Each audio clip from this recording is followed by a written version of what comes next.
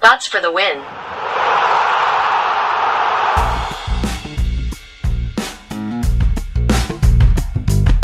Coming up on today's edition of the Bots for the Win podcast, we're talking about a ManyChat broadcast technique that combines storytelling and Fomo, fear of missing out, to keep your list engaged with your messages.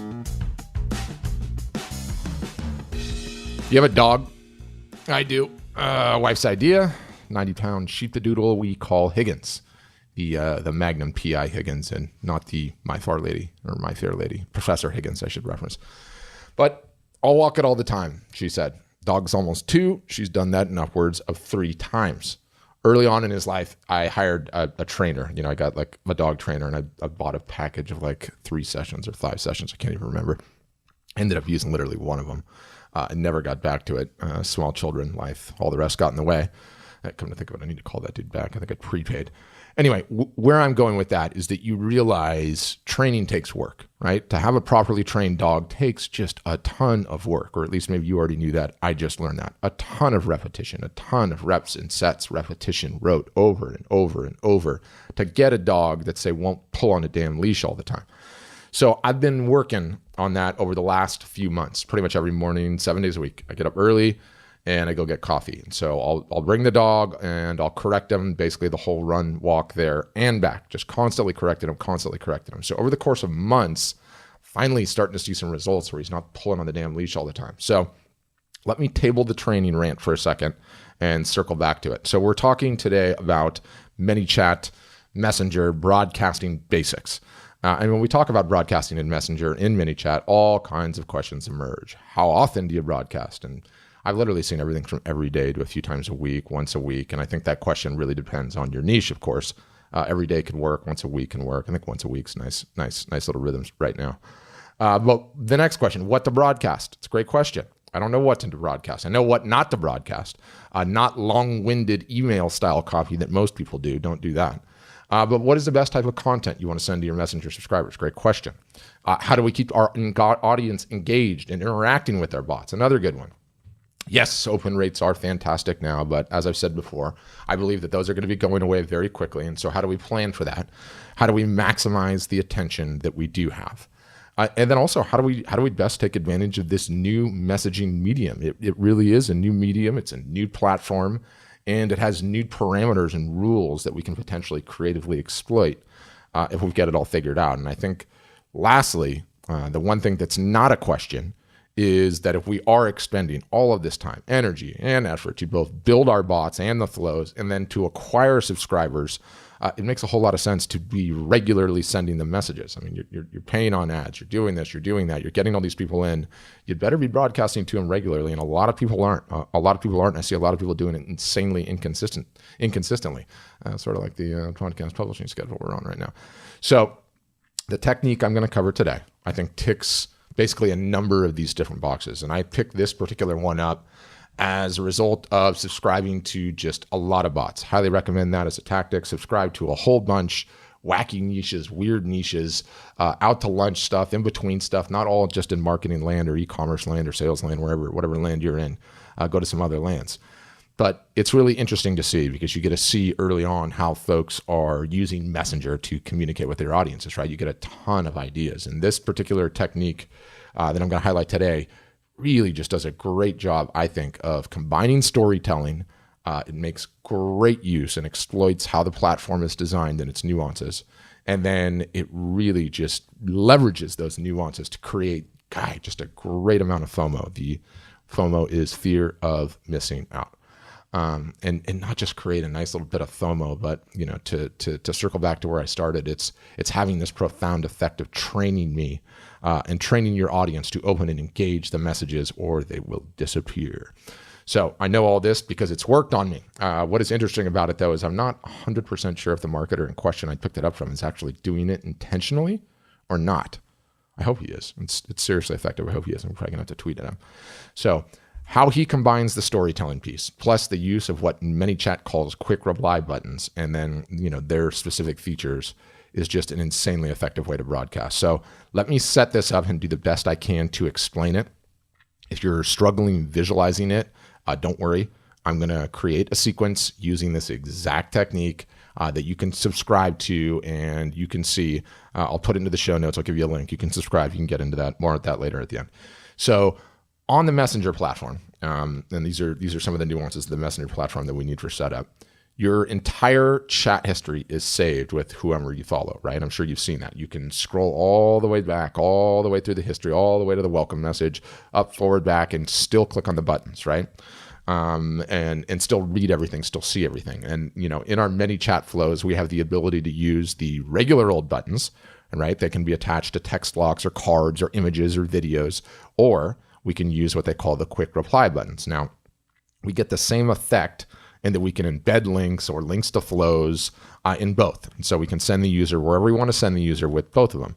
The difference between the two, of course, is that the regular buttons remain embedded in the chat history, i.e. you can go back and click those things at any point in time. They're there forever. With the quick reply buttons, though, they disappear after you've clicked one or typed something, and most importantly, not clicked one, and the next broadcast message comes in. So let me cover the storytelling piece. And I think as you contemplate, and certainly as I contemplate, how I'm going to send broadcasts, how you're going to send broadcasts, what you're going to use for copy, I think Messenger is just so perfect for stories and storytelling. It's a messenger platform after all, right? A great way to think about this, by the way, I'm not sure if you're aware of this, but I picked up go into the iOS App Store and go into the Google Play Store and always look at the top most downloaded apps. It's an awesome way to just stay up to date with what's going on in mobile land. And I do that on a regular basis. And I found one of these storytelling apps. And then there's probably 3 or 4 of them. I can't remember the names of all of them. But the one that I found instantaneously as I wanted to go back and reference it on my phone was this one called Yarn. And what they do is they take a story and they basically tell that story from the perspective of a text message chain. So it's almost like you're looking down at somebody's phone and their text message chain is going through live. That's kind of the sense of it. You're getting the first message, you have to click a button, you get the next message, and you just keep clicking and going through an actual story. And so many of you have probably seen this. If you've got teenage kids, you've probably seen it. I think it's most popular with them or tweenies or some age like that demographic. But it's really cool. It's really cool. So I recommend search the App Store or the Google Play Store for Yarn or for one of these other ones and check it out. I'll put a link to the show notes so you can install it too if you want to. But it's sort of like reading a fiction book via text message chain where you have to tap with your finger to keep the story going. I downloaded one or I opened one up, so I'll read it really quickly. And so I'm looking at the screen and it's exactly what your text message screen looks like. You know, whoever's talking on the left, if it's you, your messages show up on the left, and then if whoever the other person talking is, the messages show up on the right. And so this particular one was called The Haunted Camper, and I'm not going to go through the whole thing, but I think if I read it, it'll give you some sense. And so Trevor is the first one that's talking. He's on the left side. Hey, babe, is everything okay? And her name is Ari. And so Ari responds, yes, just set up my tent. It's so beautiful up here. I wish you came with me, broken heart emoji. Trevor, I promise we'll go together the next time. Are there any other campers there? Ari, just an older couple with their dog. They're super nice. I might lose service for a little bit, so don't freak out, Trevor. Okay, just don't wander too far away from the campsite. Ari, you're such a worrywart, Trevor. Trevor, can you blame me? After everything that happened, I just don't like the thought of you out there alone. Ari, everything will be fine. I'll be home by tomorrow. If you say so. I do. In the meantime, you're going to enjoy this, ... And so if I kept clicking with my thumb, or finger, whatever, it just keeps advancing the story, one little text message at a time. And sometimes they use rich media and everything else. And the majority of the ones that I've consumed early on have always been with like a suspense and a suspenseful hook, and they've got some really good ones in there. It's like I said, it's really quite profound.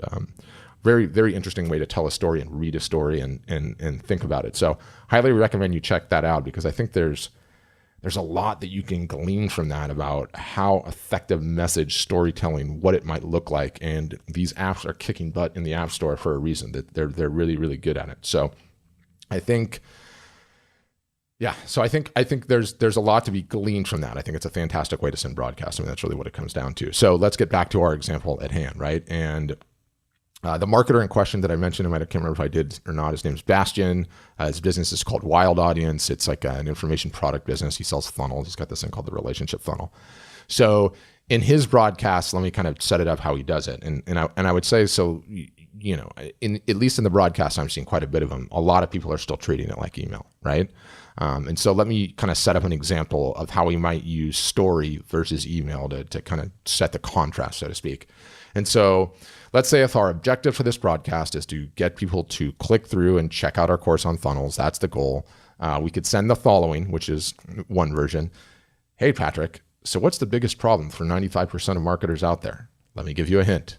95% of marketers think it's traffic generation, SEO, content marketing, paid traffic, email marketing. They all think it's more eyeballs, more clicks, more attention, more traffic. What 95% of marketers really have a problem with, though, is their funnels. It's how they convert that traffic once they have it, which is why I created my brand new custom course on funnels. There's a big button at the bottom. Click here to learn more or unsubscribe. Now, obviously, that's the email copy version. But what if it was like this? What if you could do it something like this? Or the same broadcast as a story. Hey, Patrick, so there we were, poolside at the Polo Lounge, drinking Singapore slings with mezcal on the side. Just another marketing conference. Happy hour in the slowly setting California sun. All around me, marketers are discussing their challenges. And as often the case, everybody is talking about traffic generation, how to get more eyeballs and attention. What is the latest and greatest tactic? What's working for them? All day, every day, people are chasing cheap clicks. Everybody, that is, except for the grinning Samoan sitting next to me. He knows of a better way. Quick reply button at the bottom. Want to hear about it? Quick reply button, unsubscribe. So right away, you contrast those two messages, and the story is a whole lot more compelling, right? Which one are you more apt to click through on? Likely that story. Now, of course, the story would go on a bit, and it would eventually end up at the course the same way that the straight email, big button, click to learn more would dump you off on it, right? So I think, incorporating the story aspect into your messenger broadcasts across the board, great idea to go. But now let's put this all together. And so I've been on Bastian's messenger list for, a few months now or whatever. And from time to time, he's sending these stories to me. Even him is a little irregular. It's not like once a week consistent. He kind of goes in blitzes, but whatever. Everybody's figuring messenger out. So there's always a good hook and always a story and always a quick reply buttons at the bottom. And on the first few of them, I've clicked for sure. I thought it was interesting. I clicked to read the story, went through it. I could detect, okay, we're getting to the end of the thing. He's selling this course. Awesome. Good for him. Then what happens since then, though, is and like I said, I clicked on the first couple. And since then, he's probably sent like another 10, and I pretty much ignored all of them. But what's interesting is there's the hook to the story. So kind of like that hook that I gave you up top, very compelling, very engaging, good narrative story in there. And then there's the quick reply buttons. And if you don't click on the quick reply buttons and you kind of just ignore it, you got busy like we do with our email, I'll get to it whenever I get to it. What happens is the next broadcast comes in and it knocks those quick reply buttons out. They're done. And if we used regular buttons like most folks do, then you could go back into the chat history and click on them whenever you want, whenever you're going to get to them, right? So there's not this nagging fear at you. There's no fear of missing out at all. But with the quick reply buttons, you either click them or they're gone. And I got to say, it's had a bit of an effect on me. It has certainly created FOMO in me. I mean, I felt it. You ever seen Pineapple Express? I seen you pull somebody's jawbone off. I synced it.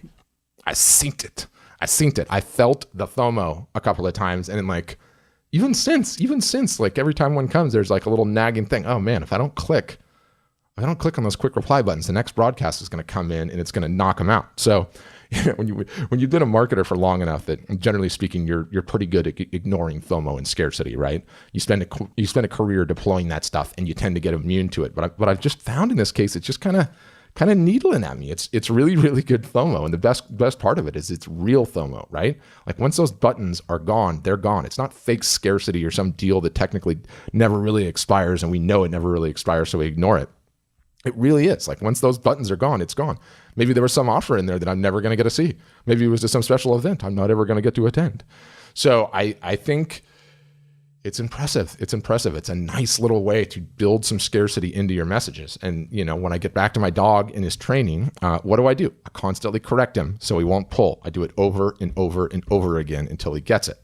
And I've noticed this effect as I've now received like 15 of these messages from him. each time I'm being trained that if I don't click, I'm never going to see that message. It creates FOMO. I'm telling you, it just does. He's training me. Again, I don't know if he means to or not, but he's training me to either engage or miss out. And I had to say, it's a powerful little tactic. If I don't say so myself. So let's sum things up then. Make sure you're broadcasting to your list. I think that's most important. I think using stories, super powerful way to get people to engage with your messages. Definitely check out Yarn or Chat Stories, I think is the other one, now that I think about it. And lastly, consider using the quick reply buttons to create some FOMO and start training your list. No pulling, Higgins, no pulling. So show notes. So what I'm going to do is I'm going to create a sequence you can subscribe to, like I mentioned. It'll have some story in it, but I'm going to tell you what I'm doing. And I'm going to put a video in there detailing what I'm doing, exactly what I'm going to send you, because I want to remind you, I want you to just sit, get the sequence, and then don't click on any of the quick reply buttons, because I want you to feel it. I want you to see what happens. I'll send the one message, and then I'll give it like 30 minutes or something. Then I'll send the second message, and then I'll send the third message. And I'll try to make it creative so you can see. But I want you to feel what it's like. Oh, man, I missed it. That's gone. I'll never get back there again. I really got to click on this next one. So I think it'll be profound. I think it'll be an interesting thing to see, touch, and taste. So that will be in the show notes. How do you find them? You can pull out Messenger, search for Bots for the Win, 4 words, or Bots FTW, the shorted version, or you can Google Bots for the Win, or whatever, botsforthewin.com. You know how to find it. But get in there, subscribe to that sequence, check it out. I think it's just an amazing, amazing technique. And thanks for listening. Have a great day.